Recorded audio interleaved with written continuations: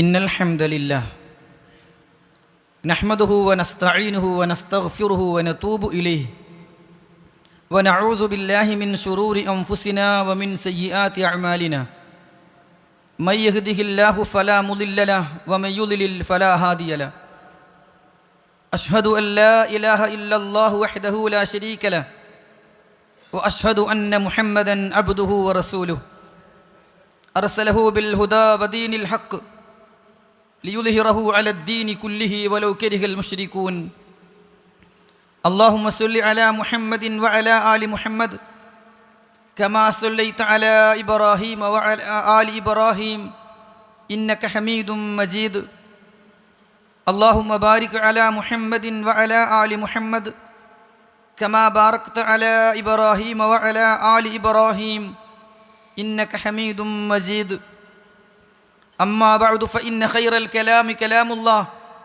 وخير السنن سنن محمد صلى الله عليه وسلم وشر الأمور محدثاتها وكل محدثة بدعة وكل بدعة ضلالة وكل ضلالة في النار أعوذ بالله من الشيطان الرجيم بسم الله الرحمن الرحيم يا أيها الذين آمنوا اتقوا الله حق تقاته ولا تموتن إلا وأنتم مسلمون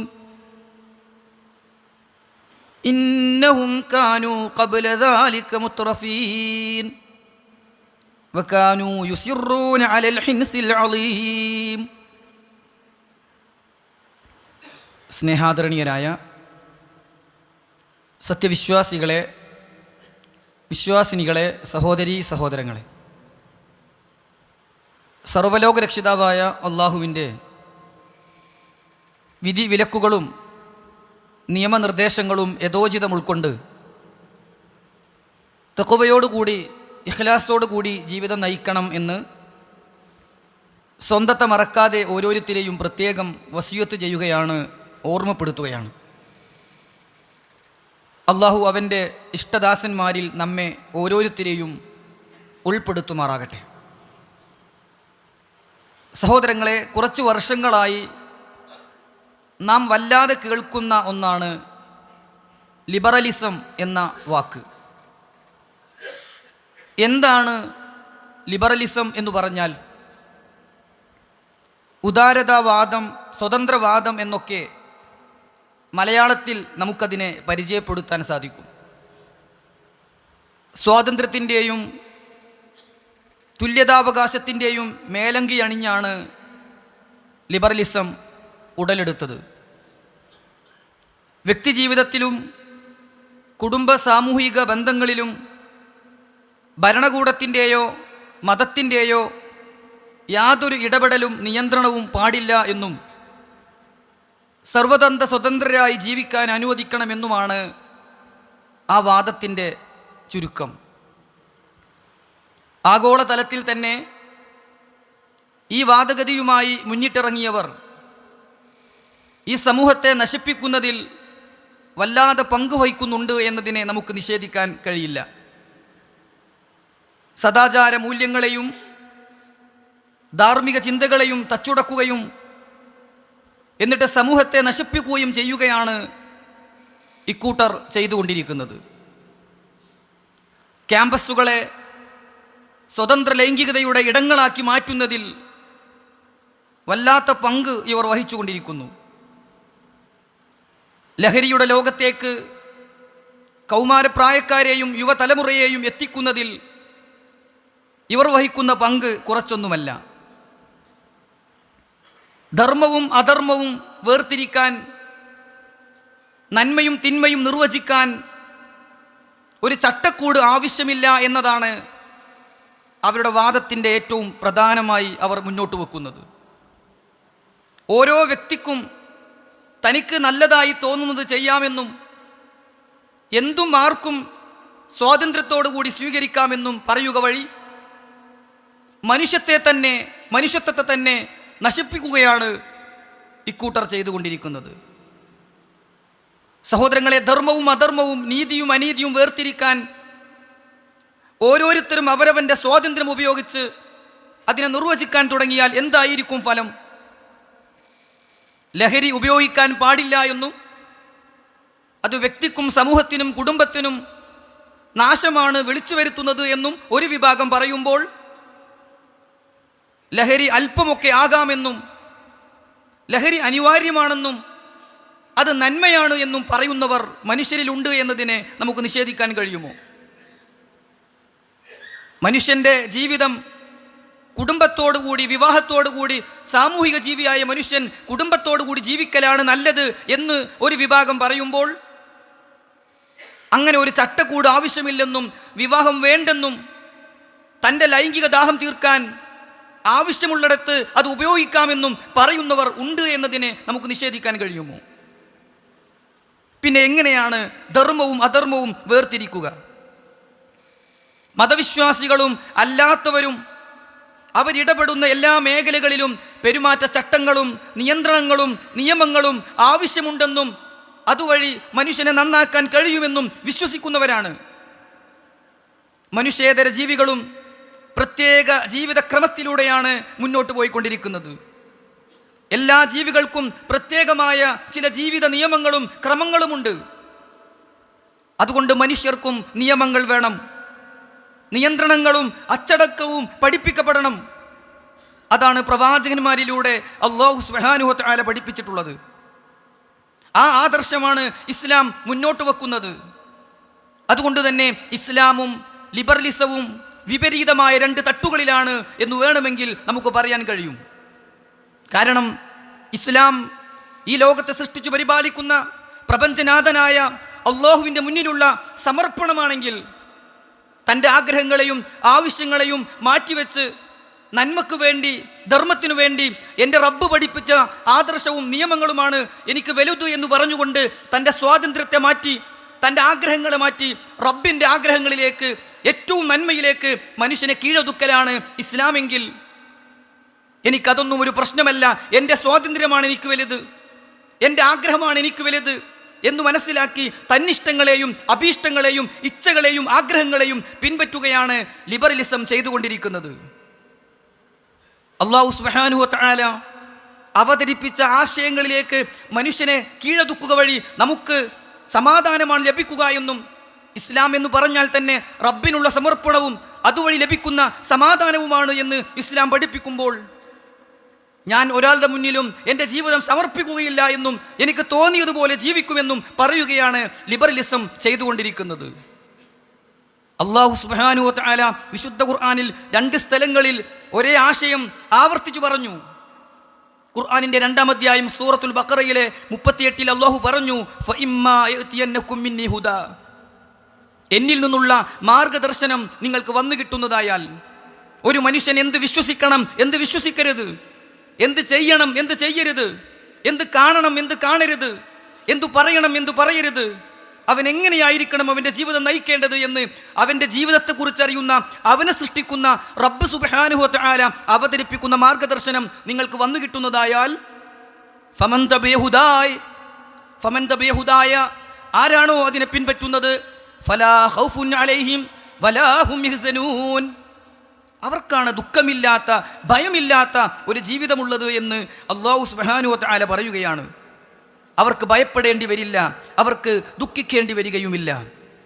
വിശുദ്ധ ഖുർആനിൻ്റെ 20-ാം അധ്യായം സൂറത്തു ത്വാഹയിലെ 123-ൽ അല്ലാഹു സുബ്ഹാനഹു വ തആല പറഞ്ഞത്, ഫഇമ്മാ യഅതിയന്നകും മിന്നി ഹുദാ ഫമനിത്തബഅ ഹുദായ ഫലാ യളില്ലു വലാ യഷ്ഖാ, അവൻ പിഴച്ചു പോവുകയില്ല, ദൗർഭാഗ്യമടയുകയില്ല, കഷ്ടപ്പെടുകയില്ല.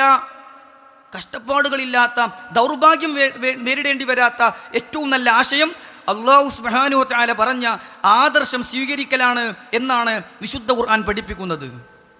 ഇസ്ലാം നന്മയാണ്, ലിബറലിസം സർവനാശമാണ് എന്നർത്ഥം.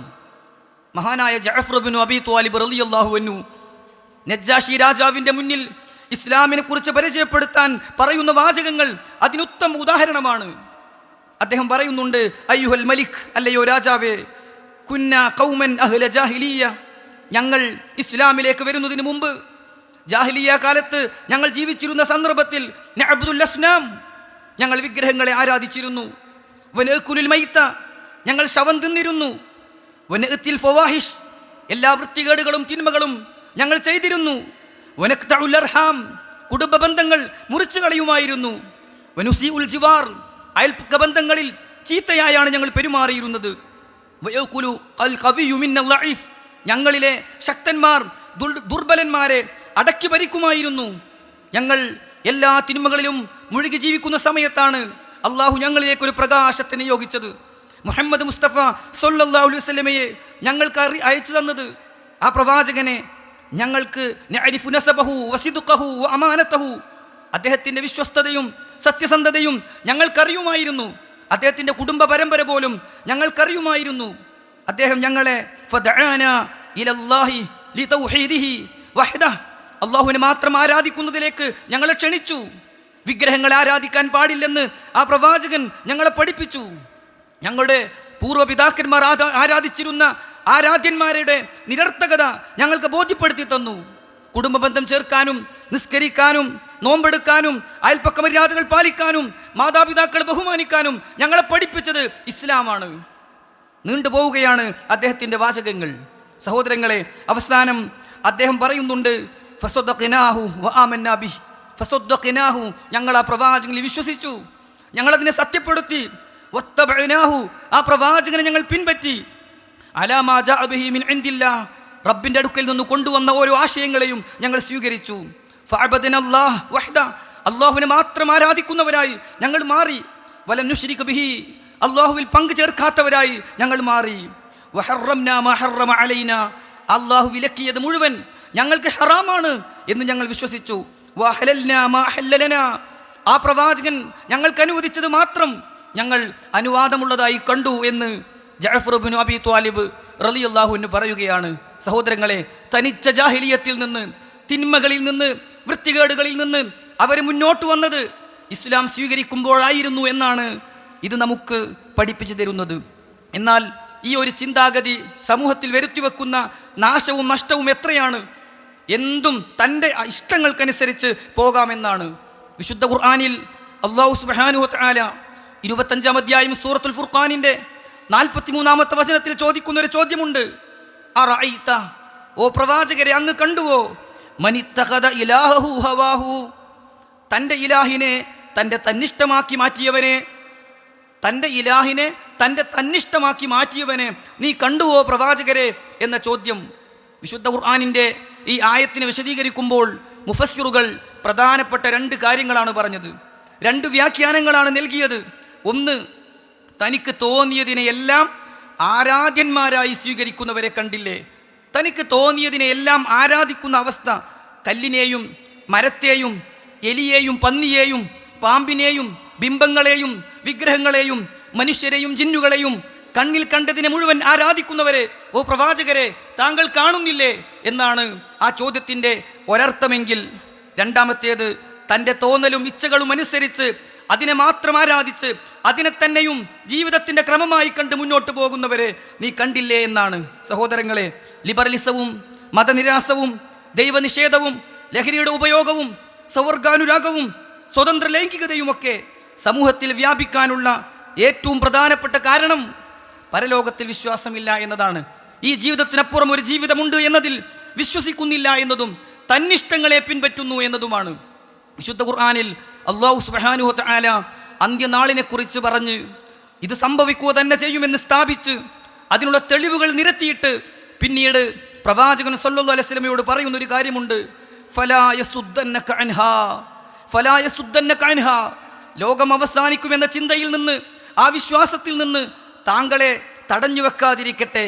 മല്ലാ യുഅ്മിനു ബിഹാ, അതിൽ വിശ്വസിക്കാത്തവർ, അല്ലാഹുവിൽ വിശ്വസിക്കാത്തവർ, പ്രവാചകനിൽ വിശ്വസിക്കാത്തവർ, അന്ത്യദിനത്തിൽ വിശ്വസിക്കാത്തവർ, ഈ ജീവിതത്തിനപ്പുറം ഒരു ജീവിതമുണ്ട് എന്ന് വിശ്വസിക്കാത്തവർ താങ്കളെ കൂടി നന്മയിൽ നിന്ന് തടയാതിരിക്കട്ടെ.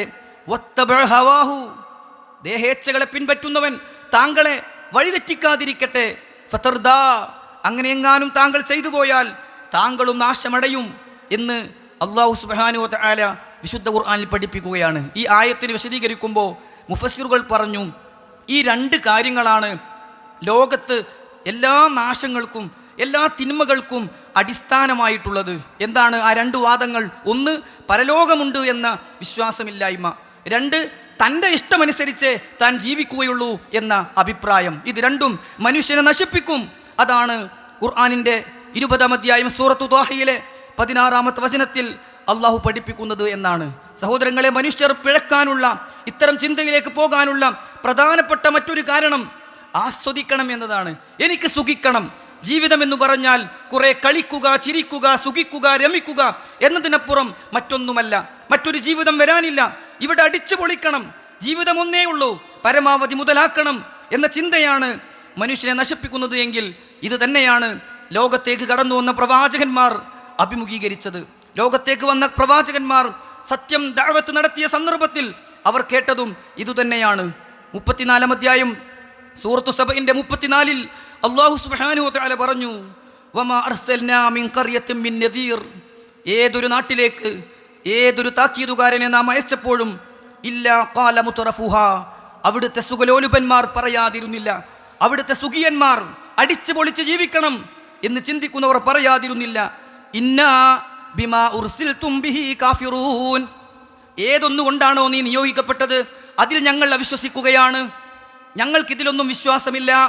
ഞങ്ങൾക്ക് മരണത്തിൽ വിശ്വാസമില്ല, മരണാനന്തര ജീവിതത്തിൽ വിശ്വാസമില്ല, പരലോകമുണ്ടെന്ന് ഞങ്ങൾക്ക് വിശ്വാസമില്ല, അള്ളാഹുവിനെ മാത്രം ആരാധിക്കണമെന്നതിൽ ഞങ്ങൾക്ക് വിശ്വാസമില്ല.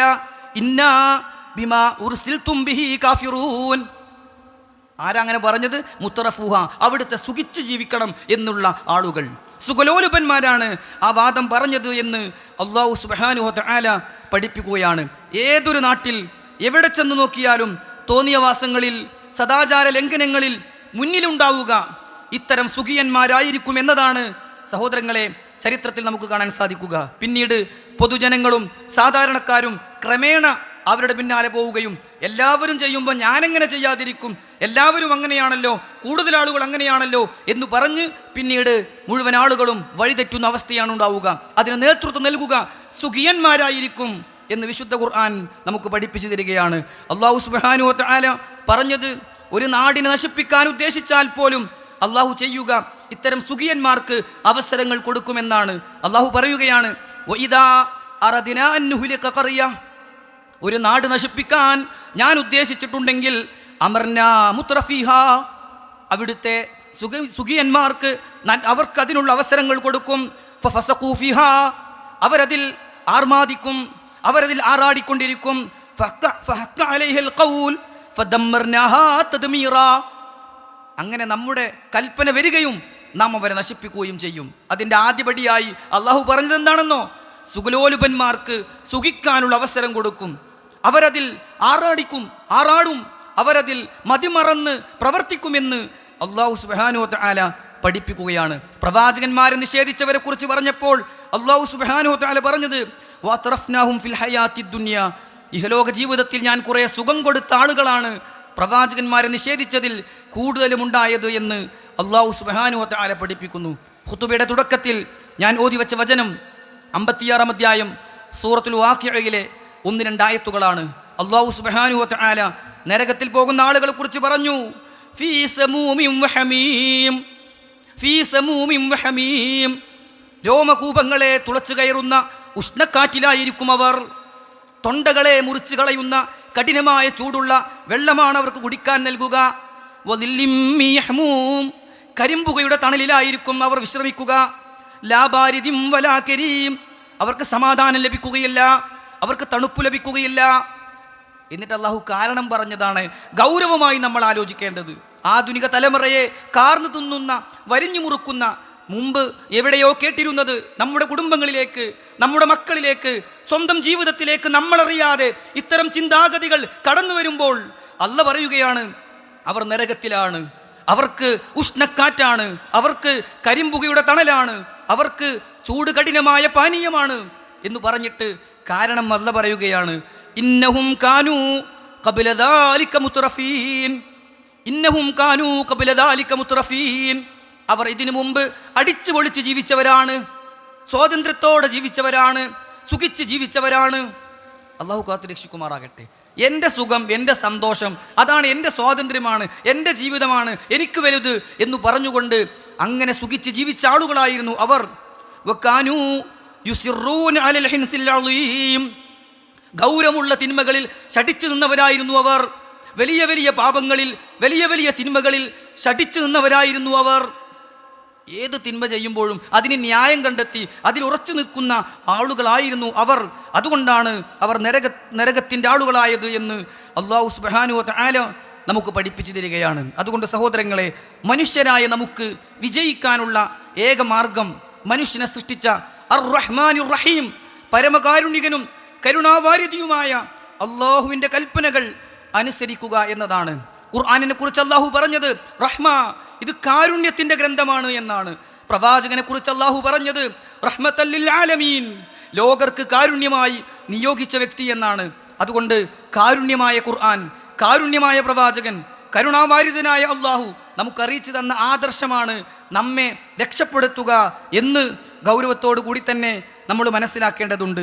ഇസ്ലാം വിലക്കിയിട്ടുള്ള ഏത് തിന്മകളെടുത്താലും അത് ഉപേക്ഷിക്കുന്നതിലൂടെ നമുക്ക് നന്മ മാത്രമേ ഉണ്ടാവുകയുള്ളൂ.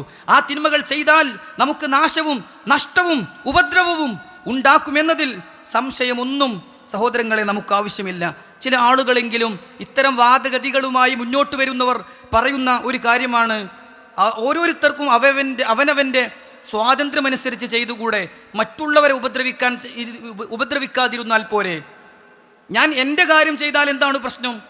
നമ്മിലെ തന്നെ ചില ആളുകൾക്ക് തോന്നുകയാണ് ഓരോരുത്തർക്കും ഓരോ സ്വാതന്ത്ര്യമല്ലേ, അവരങ്ങനെ പറഞ്ഞോട്ടെ, നമ്മളവർ ഉപദ്രവിക്കുന്നില്ലല്ലോ എന്ന് പറയുന്നവർ മനസ്സിലാക്കണം. വിശുദ്ധ ഖുർആൻ പറയുന്നത്, അള്ളാഹു വിലക്കിയ ഏതൊരു തിന്മ ചെയ്യുന്നുണ്ടെങ്കിലും, അള്ളാഹു ഹറാം എന്ന് പറഞ്ഞ ഏതൊരു കാര്യം ഒരാൾ ചെയ്യുന്നുണ്ടെങ്കിലും അവനവന് തന്നെ ഉപദ്രവമുണ്ടാക്കുന്നവനാണ്, അവനോട് തന്നെ ചെയ്യുന്ന അക്രമമാണ്.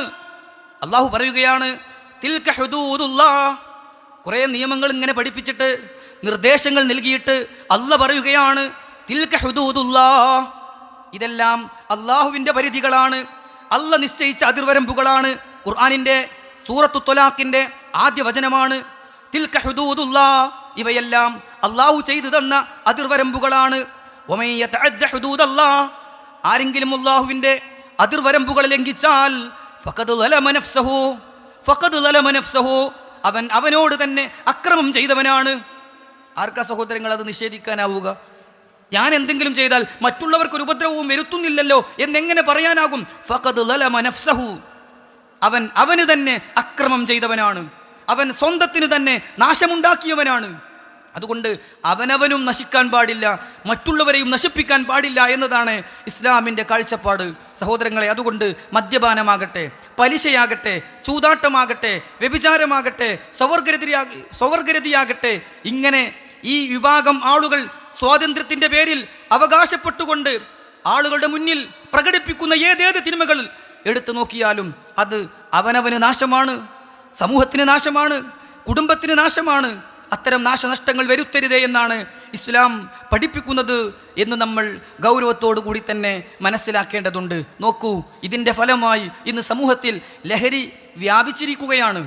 ലഹരിക്കടിമപ്പെട്ട് തൻ്റെ ഗുരുനാഥന് നേരെ വിരൽ ചൂണ്ടി സംസാരിക്കുന്നിടത്തേക്ക് വളർന്നു വരുന്ന മക്കൾ സഹോദരങ്ങളെ നമ്മൾ കണ്ടുകൊണ്ടിരിക്കുകയാണ്. മാതാപിതാക്കളോട് എനിക്കൊരു ബാധ്യതയുമില്ല എന്ന് ചിന്തിക്കുന്ന മക്കൾ വളർന്നു വരുന്ന ഒരു സമൂഹത്തിലാണ് ഞാനും നിങ്ങളും ജീവിച്ചുകൊണ്ടിരിക്കുന്നത്. വസ്ത്രധാരണവും അവർ സ്വീകരിക്കുന്ന ഓരോന്നും ഇത്തരം ആളുകളുടെ ചിഹ്നങ്ങളും രൂപങ്ങളുമായി മാറുന്നു എന്നത് നമ്മെ വളരെ ഗൗരവത്തിൽ ഇരുത്തി ചിന്തിപ്പിക്കേണ്ടതുണ്ട്. ഇത്തരം ആളുകൾ മുന്നോട്ട് വെക്കുന്ന ചില പിന്തിരിപ്പൻ നയങ്ങളുണ്ട്. അതെന്താണ്? ലിബറലിസം എന്നത് സഹിഷ്ണുതയാണ്, സ്വാതന്ത്ര്യമാണ്, സൗഹൃദമാണ്, സംരക്ഷണമാണ് എന്ന് പറയുകയും അതിൻ്റെ മുഴുവൻ അപകടങ്ങളും ബോധ്യപ്പെടുത്തുന്ന ഇസ്ലാമിനെ നാശമായി, സർവനാശമായി, തീവ്രവാദമായി, സ്വാതന്ത്ര്യം നൽകാത്ത ആദർശമായി പ്രചരിപ്പിക്കുകയും ചെയ്യുന്നത് നമ്മൾ കണ്ടുകൊണ്ടിരിക്കുകയാണ്. ഒരു സ്ത്രീയെ ആർക്കും തോന്നിയതുപോലെ എന്തും ചെയ്യാൻ സ്വാതന്ത്ര്യമുണ്ട് എന്ന് പറഞ്ഞാൽ അവർ സ്ത്രീകൾക്ക് വേണ്ടി വാദിക്കുന്നവർ. ഒരു സ്ത്രീയെ അവൾക്കനുവദനീയമായ വ്യക്തി മാത്രമേ സ്പർശിക്കാവൂ എന്ന് പറഞ്ഞാൽ അതൊരു പിന്തിരിപ്പൻ നയം.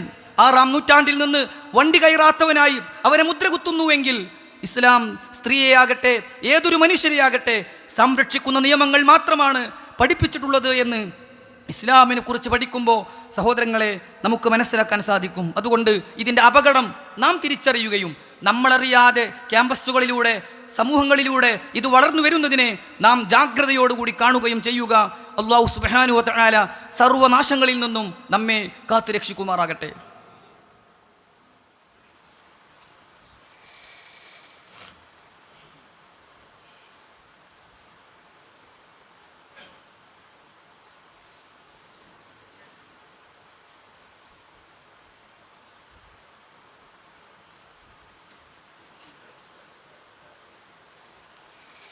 അൽഹംദുലില്ലാഹി റബ്ബിൽ ആലമീൻ അസ്സലാത്തു വസ്സലാമു അലാ റസൂലിഹിൽ അമീൻ വഅലാ ആലിഹി വസ്സഹാബത്തി ത്വയ്യിബീൻ വമൻ തബിഅഹും ബിഇഹ്സാനിൻ ഇലാ യൗമിദ്ദീൻ അമ്മാ ബഅദ്.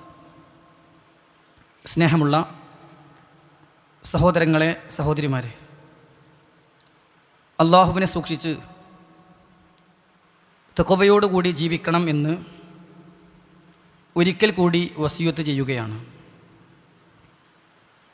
സമൂഹത്തിൽ വ്യാപിച്ചുകൊണ്ടിരിക്കുന്ന സ്വതന്ത്രവാദം മനുഷ്യത്വത്തെ നശിപ്പിക്കുകയും എല്ലാവിധ തിന്മകൾക്കും സ്വാതന്ത്ര്യം നേടിക്കൊണ്ടിരിക്കുകയും തിന്മകളെ എതിർക്കുകയും അതിൻ്റെ നിരർത്ഥകത ബോധ്യപ്പെടുത്താൻ ശ്രമിക്കുകയും ചെയ്യുന്നവരെ തീവ്രവാദികളായും പുരോഗമനം മനസ്സിലാക്കാത്തവരായും ചിത്രീകരിക്കുകയുമൊക്കെ ചെയ്യുന്ന അപകടകരമായ ലിബറലിസത്തെ സംബന്ധിച്ചാണ് ചുരുങ്ങിയ രൂപത്തിൽ ജുമുഅ ഖുത്ബയുടെ സമയപരിമിതിയിൽ നിന്നുകൊണ്ട് നമ്മൾ മനസ്സിലാക്കിയത്. യഥാർത്ഥത്തിൽ മനുഷ്യരെ നശിപ്പിക്കുന്ന ഈ ഒരു ചിന്ത വിശുദ്ധ ഖുർആനിൽ നരകത്തിൽ പോകുന്ന ആളുകളുടെ ലക്ഷണങ്ങളായിട്ടാണ് പഠിപ്പിച്ചിട്ടുള്ളത്. ഖുർആനിൻ്റെ 10-ാം അധ്യായം സൂറത്ത് യൂനിസിൻ്റെ 7-8 ആയത്തുകളിലായി അള്ളാഹു പറയുകയാണ്, ഇന്നല്ലദീന ലാ യർജൂന ലിഖാഅന, തീർച്ചയായും നമ്മെ കണ്ടുമുട്ടണം എന്ന ആഗ്രഹമില്ലാത്തവർ, മരിച്ചു പോകണമല്ലോ, ഖബറിൽ കിടക്കണമല്ലോ, വിചാരണയെ നേരിടണമല്ലോ, മഹ്ശറിൽ ചെന്ന് നിൽക്കണമല്ലോ, സ്വർഗവും നരകവും ഉണ്ടല്ലോ എന്ന ചിന്തയില്ലാത്തവർ, വറളൂ ബിൽ ഹയാത്തി ദുനിയ, ഐഹിക ജീവിതത്തിലെ സുഖങ്ങളിൽ തൃപ്തിപ്പെടുന്നവർ, വത്മഅന്നു ബിഹാ, അതിൽ മാത്രം സമാധാനം കണ്ടെത്തുന്നവർ, വല്ലദീന ഹും അൻ ആയാതിനാ ഗാഫിലൂൻ, നമ്മുടെ ദൃഷ്ടാന്തങ്ങളിൽ ശ്രദ്ധയില്ലാത്തവർ. 4 കാര്യങ്ങളാണ് അല്ലാഹു പറഞ്ഞത്.